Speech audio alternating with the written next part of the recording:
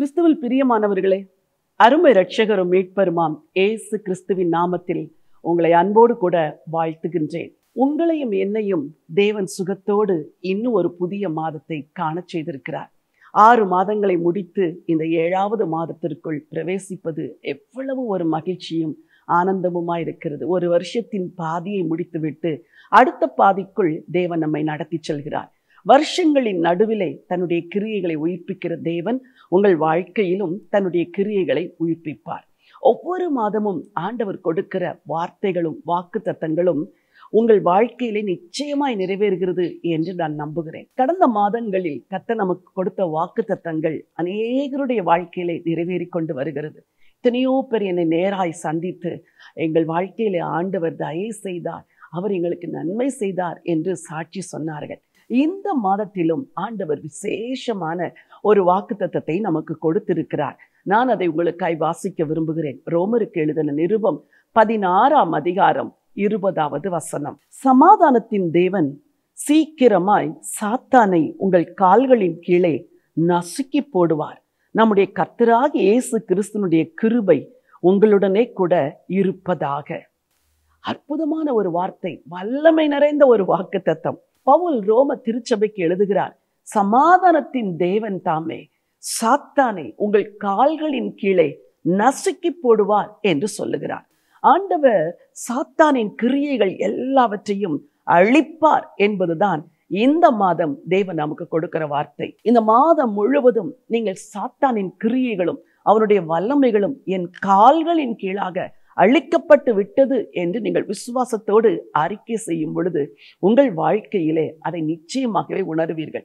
அநேக குடும்பங்களில் பிசாசின் போராட்டங்கள், அநேகருடைய வாழ்க்கையிலே சத்துருவின் போராட்டங்கள், ஊழியங்களிலே பிசாசின் கிரியைகள், தனிப்பட்ட வாழ்க்கையிலே, வேலையிலே, தொழிலிலே, எந்த பக்கம் திரும்பினாலும் பிசாசின் கிரியைகள். தேசங்களுக்கு நடுவே யுத்தங்களை கொண்டு வந்து பிசாசானவன் பிரிவினைகளையும் கலகங்களையும் யுத்தங்களையும் கொண்டு வந்து கொண்டிருக்கிறார். ஆனால் ஆண்டவர் நமக்கு சொல்லுகிறார், சமாதானத்தின் தேவன் தாமே சாத்தானை உங்கள் கால்களின் கீழே நசுக்கி போடுவார் என்று சொல்லி. எனக்கு அன்பானவர்களே, உங்கள் வாழ்க்கையிலே ஆண்டவர் பெரிய காரியங்களை இந்த மாதம் செய்ய போகிறார். இந்த வாக்குத்தத்தத்தில் 3 விதமான ஆசீர்வாதங்களை தேவன் சொல்லி இருக்கின்றார். அந்த ஆசீர்வாதங்கள் உங்கள் வாழ்க்கையிலே நீங்கள் பெற்றுக்கொள்ள முடியும், பெற்று அனுபவிக்க போகிறீர்கள். ஆண்டவர் தன்னை இந்த வசனத்தில் சமாதானத்தின் தேவன் என்று அறிமுகப்படுத்துகிறார். அவருக்கு பெயர் சமாதான பிரபு என்று ஏசாயா 9:6 நாம் வாசிக்கிறோம். தேவனுக்கு பெயர் சமாதானத்தின் தேவனா. அவர் தன்னுடைய ஜனங்களுக்கு அதே சமாதானத்தை கொடுக்கிறவர். மனிதனுடைய வாழ்க்கையிலே ஏன் சமாதானம் பறிபோகிறது? மனிதன் பாவம் செய்த பொழுது தேவனோடு இருந்த சமாதானமான உறவை இழந்தான். ஆனால் ஆண்டவராகிய இயேசு கிறிஸ்து பூமிக்கு வந்து அந்த உறவை புதுப்பித்து மீண்டும் மனிதர்களை தேவனோடு ஒப்புரவாக்குகிறார். ஆகவேதான் அவருக்கு பெயர் சமாதான பிரபு என்பது. சரி, இந்த சமாதானத்தின் தேவன் உங்கள் வாழ்வில் இருந்தால் உங்கள் வாழ்வு சமாதானம் உள்ளதா இருக்கும்.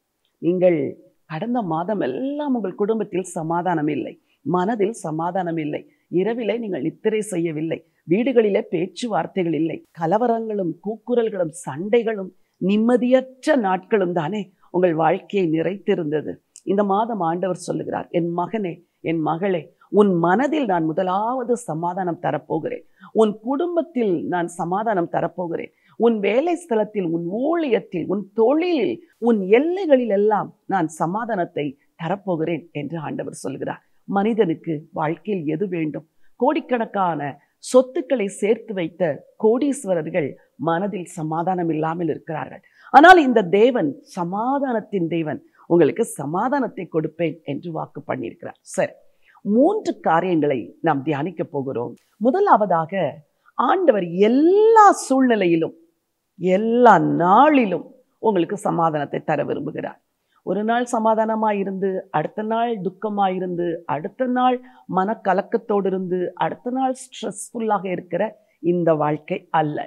எல்லா காலமும் எல்லா நாளும். ஒரு வசனத்தை வாசிக்க விரும்புகிறேன். 2 தெசலோனிக்கேயர் 3ஆம் அதிகாரம் 16வது வசனம். சமாதானத்தின் கர்த்தர் தாமே எப்பொழுதும் சகல விதத்திலும் உங்களுக்கு சமாதானத்தை தந்தருள்வாராக கர்த்தர் உங்கள் அனைவரோடும் கூட இருப்பாராக. வசனம் சொல்லுகிறது, சமாதானத்தின் தேவன் தாமே எப்பொழுதும் சகல விதத்திலும். இந்த 2 வார்த்தைகளும் மிக முக்கியம். எப்பொழுதும் சகல விதத்திலும். அதன் பொருள் என்ன? என்ன நடந்தாலும், என்ன நடக்காவிட்டாலும், யார் விரோதமாய் எழும்பினாலும், யார் தூரமாய் போனாலும், எந்த சூழ்நிலைமையிலும் என் சமாதானம் உனக்கு உண்டு என்று சொல்லுகிறார். நீங்கள் சொல்லலாம், எனக்கு உபத்திரவம் இருக்கிறது, போராட்டம் இருக்கிறது, பிரச்சனைகள் இருக்கிறது, இவைகளுக்கு மத்தியில் என்னால் சமாதானமாய் வாழ முடியவில்லை, நான் மாத்திரையை போட்டுக்கொண்டு நித்திரை செய்கிறேன், எனக்கு நிம்மதி இல்லை என்று சொல்லுகிறீர்களா? என் அன்பு சகோதர சகோதரிகளே, இந்த சமாதானத்தின் தேவன் எப்பொழுதும் சகல விதத்திலும் உங்களுக்கு சமாதானத்தை தருவேன் என்று வாக்கு பண்ணுகிறார். சரி, உபத்திரவங்கள் நீங்குமா? அதற்கும் ஒரு வசனம் இருக்கிறது, வாசிக்க விரும்புகிறேன். யோவான் 16:33. என்னிடத்தில் உங்களுக்கு சமாதானம் உண்டாயிருக்கும் பொருட்டு இவைகளை உங்களுக்கு சொன்னேன். உலகத்தில் உங்களுக்கு உபத்திரவம் உண்டு, ஆனாலும் திடன் கொள்ளுங்கள், நான் உலகத்தை ஜெயித்தேன். என்ன அற்புதமான ஒரு வார்த்தை! ஆண்டவர் சொல்கிறார், என் மகனே, என் மகளே, உலகத்தில் உபத்திரவம் இல்லாத ஒரு வாழ்க்கையை உனக்கு நான் வாக்கு பண்ணவில்லை. உலகத்தில் உபத்திரவம் உண்டு, ஆனால் இந்த உபத்திரவத்தின் மத்தியிலே நீ என் சிலுவையை நோக்கி பார்க்க வேண்டும். சிலுவையை நோக்கி பார்க்கும் பொழுது அங்கே நான் ஜெயித்தேனே, அந்த ஜெயம் உனக்கு சொந்தமாகும். சமாதானத்தின் தேவன் சாத்தானை கால்களின் கீழ் நசுக்கி போடுவார் என்ற வார்த்தை எங்கே நிறைவேறியது? அது முதலாவது சிலுவையில் நிறைவேறியது. நீ அந்த சிலுவையை நோக்கி பார்க்க பழகு. ஒவ்வொரு போராட்டம் வரும் பொழுதும், ஆண்டவரே, எனக்காக நீ சிலுவையில் ஜெயித்தீரே, எனக்காக ரத்தம் சிந்தினீரே, மரணத்தை நீர் ஏற்றுக்கொண்டீரே, எனக்கு அந்த ஜெயத்தை தாரும் என்று கேட்கும் பொழுது சிலுவையை நோக்கி பார்க்க பார்க்க பார்க்க உங்கள் வாழ்க்கையிலே சமாதானம் உண்டாகும். யோவான் 14:27 சொல்கிறது, சமாதானத்தை உங்களுக்கு வைத்து போகிறேன், என்னுடைய சமாதானத்தையே உங்களுக்கு கொடுக்கிறேன், உலகம் கொடுக்கிற பிரகாரம் நான் உங்களுக்கு கொடுக்கிறது இல்லை, ஆகவே உங்கள் இருதயம் கலங்காமலும் பயப்படாமலும் இருப்பதாக என்று சொல்லுகிறார். பயந்து போயிருக்கிறீர்களா? கலங்கி போயிருக்கிறீர்களா? போராட்டம் அதிகமாக இருக்கிறது என்று கலக்கத்தோடு பயத்தோடு இருக்கிறீர்களா? ஆண்டவர் சொல்கிறார், திடன் கொள் மகளே, இவைகள் எல்லாவற்றுக்கும் மத்தியிலும் நான் என்னுடைய சமாதானத்தை முதலாவது உனக்கு தருகிறேன். பிரச்சனைகள் அப்படியே கூட இருக்கலாம், ஆனால் ஆண்டவர் சமாதானத்தை கொடுக்கும் பொழுது நீங்கள் பிரச்சனையை சந்திக்கிற விதமே வேறு. எல்லாம் முடிந்து விட்டது, ஜெயம் கிடைத்து விட்டது என்பதை போல நீங்கள் சமாதானத்தோடு இருப்பீர்கள். இந்த சமாதானத்தை இந்த மாதத்தில் தேவன் உங்கள் சிந்தையில் தருகிறார், மனதில் தருகிறார், குடும்பத்தில் தருகிறார், வாழ்க்கையின் எல்லா பகுதிகளிலும் தருகிறார். எப்பொழுதும் சகல விதத்திலும் தேவன் உங்களுக்கு சமாதானத்தை கொடுப்பார். விசுவாசிங்கள், நிச்சயமாய் பெற்றுக்கொள்வீர்கள். இந்த வசனத்தின் 2வது ஆசீர்வாதம், சமாதானத்தின் தேவன் சாத்தானை நசுக்குவார் என்பது. அதாவது சாத்தானின் கிரியைகளை அழிப்பார் என்று வேதம் சொல்கிறது. உங்கள் வாழ்க்கையிலே பலவிதமான போராட்டங்களை நீங்கள் சந்தித்துக் கொண்டிருக்கிறீர்கள். சில போராட்டங்களுக்கு உங்களுக்கு காரணம் தெரியும், பல போராட்டங்களுக்கு காரணம் தெரியாது. தொடர்ந்தேர்ச்சையாய் பல நாட்களாய், பல மாதங்களாய், ஏன் சில வருடங்களாய் நீங்கள் சில போராட்டங்களை, பிரச்சனைகளை, வியாதியை சந்தித்துக் கொண்டிருக்கிறீர்கள். நீங்கள் நினைக்கிறீர்கள், எல்லாருக்கும் வருவது போல் எனக்கும் போராட்டம் இல்லை. அதற்கு பின்னாக ஒரு பிசாசின் கிரியை இருக்கிறது. சரி, எனக்கு தெரிகிறது இது பிசாசின் கிரியை, இது காரிருளின் ஆதிக்கம் என்று, நான் அதை எப்படி ஜெயிப்பது என்று நீங்கள் கேட்கலாம். வேதத்தில் ஒரு அற்புதமான வசனம் இருக்கிறது. ஏசாயா 26:3 உம்மை உறுதியாய் பற்றி கொண்ட மனதை உடையவன் உம்மையே நம்பி இருக்கிறபடியால் நீர் அவனை பூரண சமாதானத்துடன் காத்துக்கொள்வீர் என்று. இந்த போராட்டத்தின் மத்தியிலும் நீங்கள் ஆண்டவரை உறுதியாய் பற்றி கொள்ள வேண்டும். என்ன நம்பிக்கையோடு? ஆண்டவரே, எனக்கு நிச்சயமாய் நீர் விடுதலை தருவீர், சாத்தானின் கிரியைகளை அழிப்பீர் என்று நீங்கள் ஆண்டவரை விசுவாசிக்க வேண்டும். ஏசாயா 25 நாம் வாசிக்கிறோம், அவர் மரணத்தை ஜெயமாய் விளங்குவார் என்று. அதன் பொருள் என்ன? ஆண்டவராக இயேசு கிறிஸ்து பிசாசின் சகல கிரியைகளையும் சிலுவையில் அழித்து முடித்து விட்டார். சமாதானத்தின் தேவன் சாத்தானை சிலுவையிலே நசுக்கி விட்டார். அவனுடைய கிரியைகள் உங்கள் வாழ்க்கையிலே செயல்படுகிறது.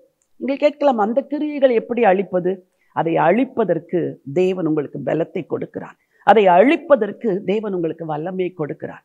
இங்கே நடக்கின்ற உபவாச ஜெபத்தில், ஒவ்வொரு உபவாச ஜெபத்திலும் மக்கள் கட்டுகளோடு வருவார்கள், பிசாசின் போராட்டங்களோடு கூட வருவார்கள். ஒரு சிலருக்கு ஆராதனை வேளையிலேயே ஆண்டவர் விடுதலையை கொடுப்பார். ஒரு சிலருக்கு ஜெபிக்கும்படி தலையில கை வைத்தவுடன் கீழே விழுவார்கள், உருளுவார்கள், புரளுவார்கள். ஆண்டவர் அவர்களை அந்த இடத்திலே விடுதலை செய்து அனுப்புகிறார். இப்படிப்பட்ட கிரியையை தேவன் இன்றைக்கும் நடத்துகிறார். நீங்கள் என்ன செய்ய வேண்டும்? அவரை உறுதியாய் பற்றி கொள்ள வேண்டும். சாத்தானை நசுக்குவார். ஒரு வசனத்தை வாசிக்க விரும்புகிறேன். ஆதியாகம புஸ்தகம் 3ஆம் அதிகாரம் 15ஆம் வசனத்திலே ஆண்டவர் கொடுத்த முதல் வாக்குத்தத்தம் என்ன தெரியுமா? அவர் உன் தலையை நசுக்குவார். இந்த வாக்குத்தத்தம் எங்கே நிறைவேறியது? சிலுவையில். அப்படி என்றால் சாத்தானை அழிக்கிற வல்லமை சிலுவையில் இருந்துதான் புறப்படுகிறது. ஆண்டவர் இயேசுவின் மரணத்திலிருந்து தான் புறப்படுகிறது. 1 யோவான் 3:8 இப்படி சொல்லுகிறது, பிசாசின் கிரியைகளை அழிக்கும்படிக்கே தேவனுடைய குமாரன் வெளிப்பட்டார். அவர் வெளிப்பட்டார், பூமியிலே மனிதனாய் வாழ்ந்தார், சிலுவையிலே மரித்தார், பிசாசின் கிரியைகளை அழித்தார். சகோதரனே, உங்களாலே முடியாது, உங்கள் பலத்தால் முடியாது. நீங்கள் உபவாசிக்கலாம், ஜெபிக்கலாம், எல்லாம் செய்யலாம். ஆனால் என் ஆண்டவர் இயேசு பிசாசின் கிரியைகளை சிலுவையில் அழித்தார் என்பதை நீங்கள் விசுவாசிக்கும் பொழுதுதான் உங்கள் வாழ்க்கையிலிருந்து எல்லா பிசாசின் காரியங்களும் விலகி போகும். மந்திரவாதங்கள், கட்டுகள், செய்வினைகள், ஏவல்கள் இவைகளால் பாதிக்கப்பட்டிருக்கிறீர்களா? இந்த மாதம் எல்லா பிசாசின் கிரியைகளிலிருந்தும் கர்த்தர் உங்களுக்கு விடுதலையை தருவார். பிசாசின் கிரியைகளை அழிக்கும்படிக்கே தேவனுடைய குமாரன் வெளிப்பட்டார். அப்போஸ்தலனாகிய பவுல் கொரிந்து சபைக்கு எழுதும் பொழுது ஒரு அற்புதமான செய்தியை சொல்லுகிறார். எப்படி பிசாசின் கிரியைகள் உங்கள் வாழ்க்கையில் அழிக்கப்படும் என்று. 1 கொரிந்தியர் 15:25 வசனம். எல்லா சத்துருக்களையும் தமது பாதத்திற்கு கீழாக்கி போடும் வரைக்கும் அவர் ஆளுகை செய்ய வேண்டியது. சங்கீதம் 110:1 கர்த்தர் என் ஆண்டவரை நோக்கி, நான் உம்முடைய சத்துருக்களை உமக்கு பாதபடியாக்கி போடும் வரைக்கும் நீர் என்னுடைய வலது பார்சத்தில் உட்காரும் என்றார். என கண்பானவர்களே, சிலுவையில் என்ன நடந்தது தெரியுமா? கர்த்தராகிய இயேசு கிறிஸ்து எல்லா சத்துருடைய கிரியைகளையும் தமக்கு பாதபடியாக்கி போட்டார். இதை நீங்கள் விசுவாசிப்பீர்கள் என்றால் உங்கள் வாழ்க்கையில் இருக்கிற எல்லா அந்தகார கிரியைகளும் விலகி போகும். வாயை திறந்து சொல்லுங்கள், ஆண்டவரே, சத்துரு உம்முடைய பாதப்படிக்கு கீழாகி போனான். ஆண்டவரே, சத்துருவை உம்முடைய பாதத்தினால் நீ நசுக்கினீர். ஆண்டவரே, இந்த கிரியைகள், இந்த குடி, இந்த வெறி, இந்த பாவ பழக்கங்கள், இந்த சண்டைகள், இந்த தவறான காரியங்கள், இந்த காரிருளின் ஆதிக்கங்கள், பிள்ளைகளின் கீழ்ப்படியாமைகள், குடும்பத்தில் நடக்கிற சண்டைகள், அலைக்கழிப்புகள், இவைகள் எல்லாமே உங்க பாதப்படியில் இருக்கிறதப்பா. நீர் அழித்து போட்டீர் என்பதை நான் விசுவாசிக்கிறேன். இப்பொழுது என்னை சுற்றி என்ன நடக்கிறது என்பதை நான் பார்க்க போகிறதில்லை. நீர் ஏற்கனவே எல்லாவற்றையும் அழித்து விட்டீர் என்பதை மாத்திரம் நான் நோக்கி பார்க்க போகிறேன் என்று சொல்லி பாருங்கள். இந்த மாதம் முழுவதும் சமாதானத்தின் தேவன், சாத்தானை அழித்து விட்டீர், என் ஆண்டவர் இயேசு சிலுவையிலே ஜெயித்து விட்டீர் என்று அறிக்கை செய்து பாருங்கள். சத்துருடைய கிரியைகள் எல்லாம் உங்கள் வாழ்க்கையிலிருந்து விலகி போவதை நீங்கள் நிச்சயமாகவே உணர்வீர்கள். இந்த வசனம் சொல்லுகிற முதல் செய்தி, எந்த சூழ்நிலையிலும் ஆண்டவர் உங்களுக்கு சமாதானத்தை தருவார். இந்த வசனம் சொல்லுகிற 2வது செய்தி, சமாதானத்தின் தேவன் தன்னுடைய குமாரனாகிய கிறிஸ்துவின் மூலமாய் சிலுவையிலே பிசாசின் கிரியைகளை அழித்து விட்டார். இதுதான் 2வது செய்தி. 3வது இந்த வசனம் சொல்லுகிற வாக்குத்தத்தம், உங்கள் கால்களின் கீழே பிசாசை நசுக்கி போடுவார். எனக்கு அன்பானவர்களே, ஆண்டவர் இயேசு சிலுவையில் நசுக்கினார் என்பது உலகத்தில் உள்ள எல்லாருக்கும் அவர் சேர்த்து வைத்த வெற்றி. ஆனால் உங்கள் வாழ்க்கையிலே வெற்றி வர வேண்டும் என்றால் நீங்கள் சில காரியங்களை செய்ய வேண்டும். ஓரிரு வசனங்களை வாசிக்க விரும்புகிறேன். சகரியா 10ஆம் அதிகாரம் 5வது வசனம். அவர்கள் யுத்தத்திலே தங்கள் சத்துருக்களை வீதிகளின் சேற்றில் மிதிக்கிற பராக்கிரமசாலிகளைப் போல இருந்து யுத்தம் பண்ணுவார்கள். கர்த்தர் அவர்களோடே கூட இருப்பார். குதிரைகளின் மேல் ஏறி வருகிறவர்கள் வெட்கப்படுவார்கள்.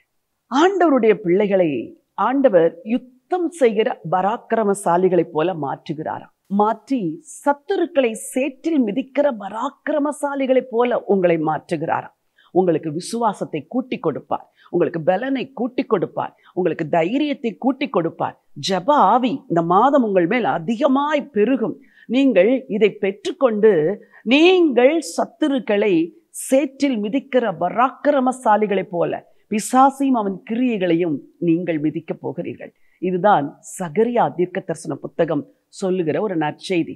லூக்கா எழுதின சுவிசேஷம் 10ஆம் அதிகாரம் 19ஆம் வசனம் இப்படி சொல்லுகிறது, இதோ சர்ப்பங்களையும் தேள்களையும் மிதிக்கவும் சத்துருவினுடைய சகல வல்லமைகளையும் மேற்கொள்ளவும் உங்களுக்கு அதிகாரம் கொடுக்கிறேன், ஒன்றும் உங்களை சேதப்படுத்த மாட்டாது.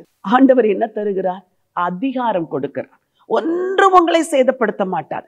இந்த அதிகாரத்தை நீங்கள் அறிந்து கொள்ள வேண்டும். நீங்கள் அறியவில்லை என்றால் போராட்டம் கூடும், சமாதானமே இருக்காது. ஒரு முறை நான் ஒரு ஊரிலிருந்து இன்னொரு ஊருக்கு பயணித்துக் கொண்டிருந்த பொழுது ஒரு இளம் வயதுள்ள பெண் தன் குழந்தையை கையிலே வைத்திருந்தார். என்னுடைய இருக்கைக்கு சற்று முன்னாக இருந்தார்கள். அவர்கள் விளக்குகள் எல்லாம் அணைக்கப்பட்ட பிறகு கூட அந்த குழந்தை அழுது கொண்டே இருந்தது. அது அழுது கொண்டே இருந்த அந்த அழுகை நிற்கவே இல்லை.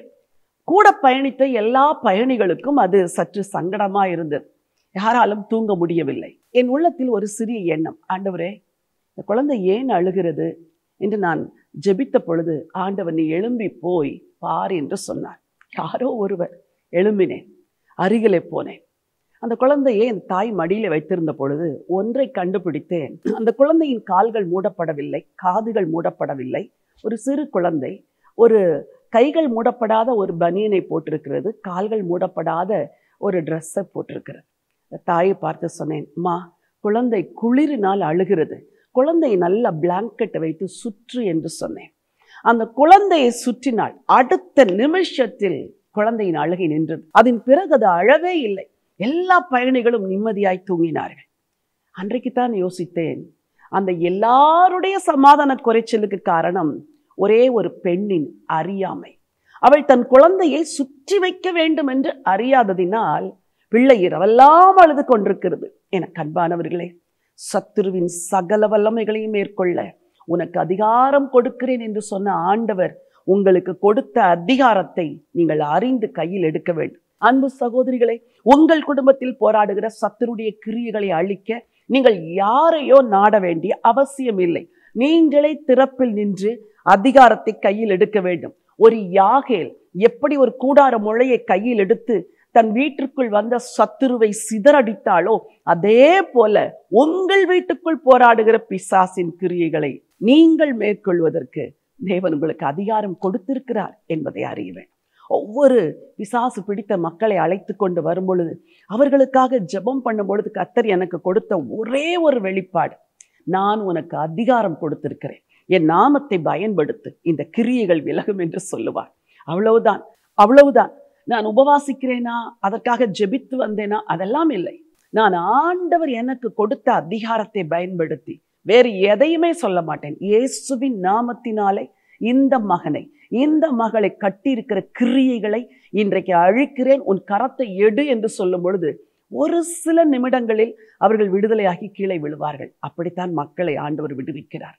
எனக்கு அன்பானவர்களே, உங்களுக்கு ஆண்டவர் கொடுத்த அதிகாரத்தை கையில் எடுங்கள். இது ஊழியர்களுக்கு மட்டுமல்ல, வாலிப மகனை உனக்கும் உண்டு, வாலிப மகளை உனக்கும் இந்த அதிகாரம் இருக்குது. சிறு பிள்ளைகளுக்கும் கூட ஆண்டவர் இந்த அதிகாரத்தை கொடுத்திருக்கிறார். இந்த மாதம் உங்கள் வாழ்க்கையில், உங்கள் குடும்பத்தில் போராடுகிற எல்லா சத்துருடைய கிரியைகளையும் உங்கள் கால்களின் கீழே ஆண்டவர் நசுக்கி போடுவார். துன்மார்க்கருடைய கிரியைகள் நசுக்கப்படும். எதிராக போராடுகளுடைய கிரியைகளை ஆண்டவர் நசுக்கி போடுவார். சத்துருவின் திட்டங்களை நசுக்கி போடுவார். நீங்கள் உலக நாடுகளுக்காக ஜெபிக்கும் பொழுது உலக நாடுகளிடையே பிரிவினையும் பகையும் கொண்டு வருகிற சத்துருடைய கிரியைகளை ஆண்டவர் கால்களின் கீழே நசுக்கி போடுவார்.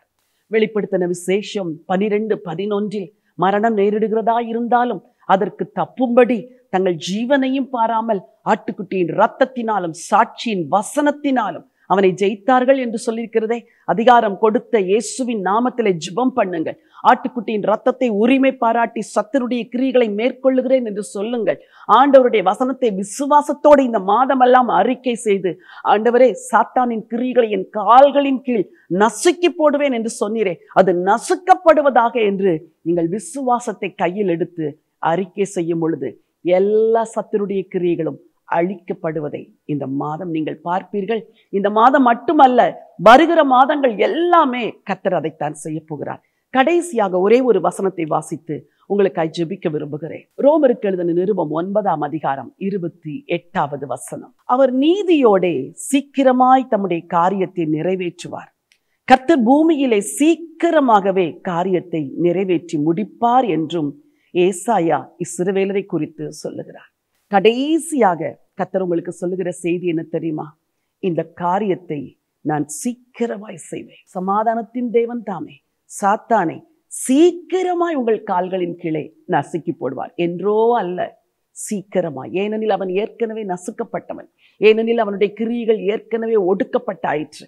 ஆண்டவர் நீதியோட சீக்கிரமாய் தம்முடைய காரியத்தை நிறைவேற்றுவார். கர்த்தர் பூமியிலே சீக்கிரமாகவே காரியத்தை நிறைவேற்றி முடிப்பார் என்று நாம் ரோமரிலே வாசித்த வசனத்தின்படியே உங்கள் வாழ்க்கையிலே சீக்கிரமாய் விடுதலை, சீக்கிரமாய் பிசாசின் கிரியைகளிலிருந்து கர்த்தர் விடுதலை தரப்போகிறார். சீக்கிரமாய் அந்த மந்திரவாத கட்டுகள், செய்வினைகள், ஏவல்கள், வில்லி சூனியங்கள், மாந்திரிகங்கள், பிசாசின் போராட்டங்கள், குடும்பத்தை அலைக்கழிக்கிற சத்துருடைய கிரியைகள் எல்லாவற்றிலிருந்தும் ஆண்டவர் விடுதலை தந்து சாத்தானின் கிரியைகளை உங்கள் கால்களின் கீழே நசுக்கி போடுவார். நீங்கள் மிதிப்பீர்கள், நீங்கள் ஜெயிப்பீர்கள், நீங்கள் மேற்கொள்வீர்கள். எந்தெந்த பாவங்கள் உங்களை அலைக்கழிக்கிறதோ, பாவ எண்ணங்கள், தற்கொலை எண்ணங்கள், கசப்பின் எண்ணங்கள், இவைகள் எல்லாவற்றையும் மேற்கொள்வீர்கள்.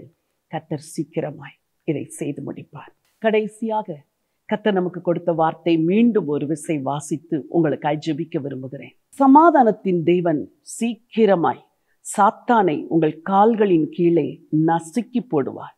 நம்முடைய கர்த்தராகிய இயேசு கிறிஸ்துவின் கிருபை உங்களுடனே கூட இருப்பதாக. இந்த காரியங்களை எல்லாம் செய்து முடித்த கர்த்தர் இப்பொழுது உங்கள் கால்களின் கீழே அந்த கிரியைகளை நசுக்கி போடும்படி கர்த்தர் தம்முடைய கிருபையை உங்களுக்கு தருவார். பிசாசோடு எதிர்த்து நிற்கும் பொழுது அது என்னை மேற்கொண்டு விடுமோ, அது என்னை தாக்கி விடுமோ, அது என்னை அழித்து விடுமோ, என் குடும்பத்தை அலைக்கழிக்குமோ, பயப்பட வேண்டாம். கர்த்தராகிய இயேசு கிறிஸ்துவின் கிருபை உங்களோடு கூட இருக்கும். நீங்கள் ஜெயிப்பீர்கள். இந்த மாதம் முழுவதும் ஆண்டவர் சாத்தானின் கிரியைகளை உங்கள் கால்களின் கீழே நசுக்கி போடும்படி உங்களுக்கு ஜெபிக்க விரும்புகிறேன். அன்பின் ஆண்டவரே, பரலோகத்தின் தேவனே, நீங்க கொடுத்த இந்த புதிய மாதத்திற்காக நன்றியோடு உம்மை ஸ்தோத்திரிக்கிறப்பா. எங்களுக்கு கொடுத்த வாக்குத்தத்தத்திற்காக உங்களுக்கு நன்றி. சமாதானத்தின் தேவன் தாமே சாத்தானை சீக்கிரமாய் உங்கள் கால்களின் கீழே நசுக்கி போடுவார் என்ற வார்த்தைக்காக நன்றி ஆண்டவரே. ஆண்டவரே, எந்தெந்த அந்தகார வல்லமைகளோடு கூட உடைய பிள்ளைகள் கடந்த நாட்களிலே போராடி கொண்டிருக்கிறார்களோ, சிந்தையில் போராட்டம், சரீரத்தில் போராட்டம், வியாதியோடு போராட்டம், குடும்பத்தில் போராட்டம், பிள்ளைகளோடு போராட்டம், வாழ்க்கை துணையோடு போராட்டம், வேலையிலும் ஆண்டவரே ஊழியத்திலும் தொழிலிலும் போராட்டம் என்று எத்தனையோ காரியங்களிலும் உடைய பிள்ளைகள் போராடி கொண்டிருக்கிறார்களே. இந்த மாதம் ஆண்டவரே சாத்தானின் கிரியைகளை அழிக்கிற மாதம் என்று நீர் எங்களுக்கு வாக்கு பண்ணியிருக்கிறீர். சமாதானத்தின் தேவன் எவ்விதத்திலும் எந்த சூழ்நிலைமையிலும் ஆண்டவரே உடைய பிள்ளைகளுக்கு சமாதானத்தை கொடுங்கப்பா. எந்த குடும்பங்களிலெல்லாம் சமாதானம் இல்லையோ, யாருடைய மனதிலெல்லாம் சமாதானம் இல்லையோ, அவர்கள் எல்லாருக்கும் ஆண்டவரே நீ சமாதானத்தை தரும்படியா ஜெபிக்கிறப்பா. இந்த நாளிலே கர்த்தர் தருகிற தெய்வீக சமாதானம் உங்க பிள்ளைங்க இருதயத்தை நிரப்பட்டும். உம்மை உறுதியாய் பற்றி கொண்ட மந்தையுடைய இவர்கள் உம்மையே நம்பி இருக்கிறபடினால் அவர்களை பூரண சமாதானத்தோடு நீர் காத்துக்கொள்வீராக. சமாதான குறைச்சல்கள் விலகட்டும் ஆண்டவரே. பிரச்சனைகள் கொந்தளிக்கிற கடலை போல அலையை போல பொங்கினாலும் இவர்கள் உள்ளம் ஆண்டவர் தருகிற சமாதானத்தினால் நிரம்பி இருப்பதாக. உலகத்தில் எந்த நிகழ்வுகள் நடந்தாலும் இவர்களுடைய குடும்பம் ஆண்டவர் தருகிற சமாதானத்தினால் நிரம்பி இருப்பதாக என்று சொல்லி உம்முடைய அடியாள் நான் ஜெபம் பண்ணுகிறேன் ஆண்டவரே.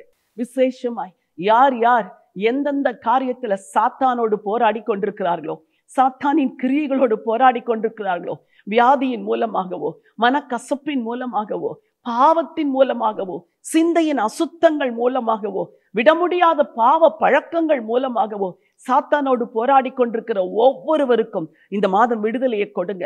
இந்த கிரியைகள் எல்லாம் இவர்கள் கால்களின் கீழே நசுக்கப்பட வேண்டும் என்று சொல்லி ஜெபிக்கிறேன் அப்பா. ஆண்டவரே, நீர் எங்களுக்கு வாக்கு கொடுத்திருக்கிறீர். சத்துருவின் சகல வல்லமைகளையும் மேற்கொள்ள உங்களுக்கு அதிகாரம் கொடுக்கிறேன், ஒன்றும் உங்களை சேதப்படுத்த மாட்டாது என்று வாக்களித்திருக்கிறீர். ஆட்டுக்குட்டியின் ரத்தத்தினாலும் சாட்சியின் வசனத்தினாலும் அவனை ஜெயித்தார்கள் என்று வாக்கு பண்ணியிருக்கிறீர். உங்க வசனத்தின்படியே உங்க பிள்ளைகளுக்கு தைரியத்தை கொடுங்க. ஆண்டவர் எனக்கு அதிகாரம் கொடுத்திருக்கிறார் என்ற அறிவை கொடுக்கும்படியா ஜெபிக்கிறேன். வெளிச்சத்தை கொடுங்கப்பா. மனக்கண்களை திறந்து விடும்படியா ஜெபிக்கிறேன். பிசாசை கண்டு பயப்படாதபடி சாத்தானுக்கு எதிர்த்து நில்லுங்கள் என்று சொல்லியிருக்கிறதே, அப்பொழுது அவன் உங்களை விட்டு ஓடி போவான் என்று சொல்லியிருக்கிறதே, அந்த வார்த்தையின் படியாகவே உங்க பிள்ளைங்க இந்த மாதம் எல்லாம் பெரிய ஜெயத்தை எடுப்பார்களாக. இப்பொழுது நான் ஜெபிக்கிற நேரத்திலேயே ஆண்டவரே, இந்த சகோதரனுடைய சரீரத்திலிருந்து அசுத்த ஆவிகளின் கிரியைகள் விலகுவதாக. ஆண்டவரே, இந்த தேவ மகளுடைய சிந்தையிலிருந்து பிசாசின் கிரியைகள் விலகுவதாக. let that be deliverance. இந்த சரீரங்களை விட்டு நீ விலகு என்று உனக்கு கட்டளை கொடுக்கிறேன். இந்த சிந்தையை விட்டு விலகு என்று கட்டளை கொடுக்கிறேன். எல்லா தற்கொலை எண்ணங்கள் விலகுவதாக, குடியின் ஆசைகள் விலகுவதாக, வெறித்து தவறான வழியிலே போக தூண்டுகிற பிசாசின் தூண்டுதல்கள் எல்லாம் இரட்சகர் இயேசுவின் நாமத்தில் அழிக்கப்படுவதாக, ஆண்டவரே அழிக்கப்படுவதாக என்று சொல்லி ஜெபிக்கிறேன். ஆட்டுக்குட்டியின் ரத்தத்தினாலும் சாட்சியின் வசனத்தினாலும் ஜெயத்தை எடுக்கிறோம்ப்பா. கோடான கோடி ஸ்தோத்திரம். எந்த குடும்பங்களில் எல்லாம் ஆண்டவரை மாந்திரிகங்கள், செய்வினைகள், கட்டுகள், ஏவல்கள், பிசாசின் கிரியைகள் இருக்கிறதோ, ஆண்டவர் இயேசு கிறிஸ்துவுடைய அதிகாரமுள்ள நாமத்தினாலே, இயேசுவின் நாமத்தினாலே அவைகள் எல்லாம் விலகுவதாக.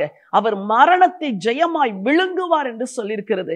எந்தெந்த வீடுகளில் எல்லாம் கார் இருள் இருக்கிறதோ, எந்தெந்த வீடுகளில் எல்லாம் பிசாசின் கிரியைகள் இருக்கிறதோ எல்லாம் விலகுவதாக. ஜெபிக்கிறது நேரத்தில் விலகுவதாக. ஒருமனப்பட்டு ஜெபிக்கிறது நேரத்தில் அந்த வீடுகளை விட்டு விலகுவதாக, அவர்கள் எல்லைகளை விட்டு விலகுவதாக என்று சொல்லி ஜெபிக்கிறேனப்பா. எல்லா முகங்களிலிருந்து கண்ணீரை துடைப்பார் என்று நாங்கள் ஏசாயாவிலே வாசிக்கிறோமே. இவர்கள் முகங்களில் வழிகிற கண்ணீர் துடைக்கப்படுவதாக. ராஜா ஆண்டவரே, இந்த மாதம் எல்லா பிசாசின் கிரியைகளையும் கால்களின் கீழாய் நசுக்கி உம்முடைய நாமத்தினாலே உங்க பிள்ளைங்க ஜெயிக்க போறதற்காய் ஸ்தோத்திரம்பா. கோடான கொடி ஸ்தோத்திரம். மனதார இவர்களை நான் வாழ்த்தி ஆசீர்வதித்து ஜெபிக்கிறேன். கர்த்தர் கிரியை செய்யுங்க, கிருபை செய்யுங்க, ஆசீர்வதிங்க. இந்த மாதம் முழுவதும் இவர்களுக்கு சாத்தானின் கிரியைகளை அழித்து உம்முடைய நாமத்தினாலே ஜெயிக்கிற மாதமாய் இருக்கட்டும். வழி நடத்துங்க, ஆசீர்வதிங்க. இரட்சகர் இயேசுவின் நாமத்தில் பிதாவே, ஆமென், ஆமென். என் அன்புக்குரியவர்களே, ஆண்டவர் இந்த மாதத்தில் சாத்தானின் கிரியைகளை உங்கள் கால்களின் கீழே நசுக்கி போடுவார். நீங்கள் அதிகாரத்தை கையில் எடுக்க போகிறீர்கள், ஜெயத்தையும் பெற்றுக்கொள்ள போகிறீர்கள். இந்த மாதம் முழுவதும் பிசாசின் கிரியைகளை நாம் எப்படி மேற்கொள்வது, எப்படி ஜெயிப்பது என்ற தலைப்பில் டுடேஸ் விக்டரியில் உங்களோடு கூட நான் பேச போகிறேன். அதே போல ஒவ்வொரு சிட்டிலைட் பிரேயரிலும் உங்களோடு கூட பகிர்ந்து கொள்ள போகிறேன். நீங்கள் அதை தொடர்ந்து கேட்டு ஆசீர்வதிக்கப்படும்படியாய் அன்போடு கூட உங்களை நான் கேட்கிறேன். இந்த செய்தியின் மூலமாய் நீங்கள் ஆசீர்வதிக்கப்பட்டிருப்பீர்கள் என்றால் இந்த செய்தியை பிறருக்கும் பகிர்ந்து கொள்ளுங்கள். எனக்கு அன்பானவர்களே, வருகிற நாட்களில் நம்முடைய ஆலயத்தை வானகரத்திற்கு அருகில் உள்ள ஓர் இடத்திற்கு நாங்கள் மாற்றம் செய்கிறோம். அதற்குரிய முகவரியையும் அதற்குரிய லொகேஷனையும் நாங்கள் கீழே உங்களோடு கூட ஷேர் பண்ணுகிறோம். நீங்கள் சென்னையிலே எந்த இடத்திலிருந்து ஒரு நல்ல சபையை தேடிக்கொண்டிருப்பீர்கள் என்றால் வானகரம் பகுதியில் உள்ள பைபிள் கால்ஸ் தேவாலயத்திற்கு நீங்கள் வருவதற்கு உங்களை நாங்கள் அன்போடு கூட அழைக்கிறோம். ஒவ்வொரு வியாழனன்றும் அங்கே உபவாச ஜெபம் நடக்கும். ஒவ்வொரு ஞாயிற்றுக்கிழமை காலையில் 8 மணிக்கு அங்கே ஆராதனை நடக்கும். ஆகவே நீங்கள் அந்த இடத்திற்கு வந்து ஆண்டவரை தொழுது கொண்டு சத்தியத்தில் வளர உங்களை அன்போடு கூட அழைக்கிறோம். உங்களை எல்லா ஜெபங்களுக்காக, இந்த ஊழியத்தை நீங்கள் நேசித்து இந்த ஊழியத்தை தாங்குகிறதற்காக உள்ளத்தின் ஆழத்திலிருந்து உங்களுக்கு நான் நன்றி சொல்லுகிறேன். இந்த மாதம் உங்களுக்கு ஒரு ஜெயத்தின் மாதமாய் இருப்பதாக. God bless you.